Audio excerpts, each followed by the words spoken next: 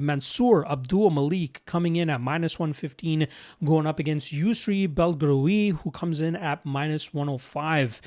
Now, Abdul-Malik brings in a 9-0-1 record, that one draw being that fight that he had against Cody Brundage. Now, that Brundage fight was a weird one, right?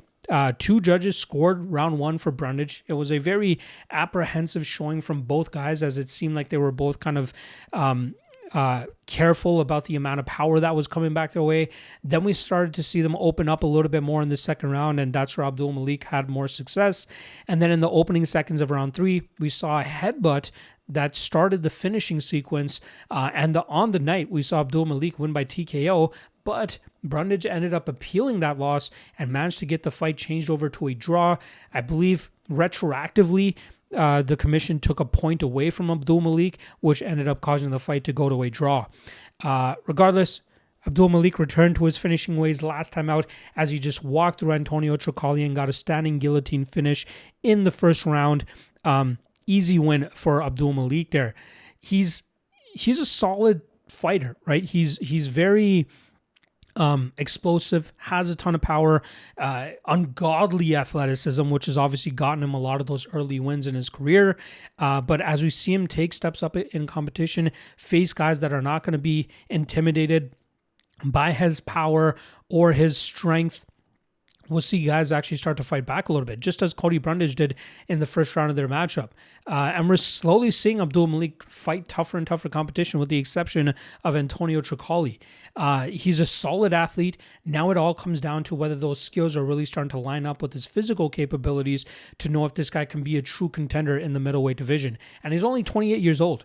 He has a solid training camp behind him as well at Extreme Couture. Eric Nixick's doing a phenomenal job with him, but this weekend will be a good test to see if he has what it takes to get to that next level. Now, he's going up against Yusri Belgaroui, who I've been very harsh and skeptical of ever since first coming across him on the Contender Series back in 2023, where he came up short against Marco Tulio.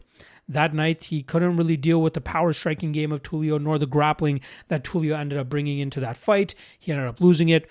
Went back to the regional scene, got two pretty dominant wins while showcasing solid grappling improvements, which allows him to lean on his kickboxing style. And that got him another opportunity on the Contender Series, where he was able to get a third round TKO, but ultimately not getting the UFC contract that night.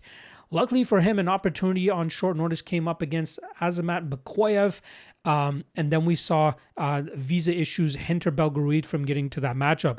Luckily, the UFC still held on to him, gave him a full training camp to take on Bakoyev in October, and we saw him absolutely maul Bakoyev.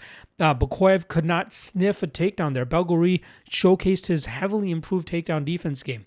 Again, that plagued him in the Tulio fight, so he knew he had to get back to work. We saw it in that regional run between his Contender Series performances, where his takedown defense looked very much improved. He was not settling for bad positions. He was constantly working back to his feet, attacking the lock, digging the underhooks, pivoting off, and then from there really getting back to his striking game, which is often where he has an advantage over his opponents. Again, he comes from a kickboxing background. He had a fight against Alex Pereira from back in the day, and that's where it seemed like Belgaroui started to build a relationship with Pereira. So when he really started to take mixed martial arts seriously, he moved over to the Teixeira MMA gym in Connecticut, and we've constantly seen him in Pereira's corner. Sometimes I believe Pereira has cornered Belgaroui as well, but they seemingly have dialed in on what Belgaroui struggled with in the past and is now making him a better fighter. At distance, this guy's so hard to deal with. 6'6", 79-inch reach, has a good jab, has a good understanding of distance management, and now with an improved striking game, it's starting to make sense why people are starting to trust him, especially against a hot prospect like Mansour Abdul-Malik. Now, when I studied this matchup late last week, Abdul-Malik was sitting closer to about -125, -130. So to see that money coming in on Belgaroui makes sense. After running the tape, it's starting to make sense. As a technical striker, Belgaroui is obviously much better than Abdul-Malik. If he can avoid the big power that's coming back his way because of the athleticism, speed, and power of Abdul-Malik, if Belgaroui can counter that or stay out of the harm's way, he should be able to stop the takedowns, which I think Abdul-Malik will eventually go for. And then from there, really start picking Abdul-Malik apart on the feet. I think we'll see a little bit of cardio issue here from Abdul-Malik because he won't be able to dictate the pace of this fight.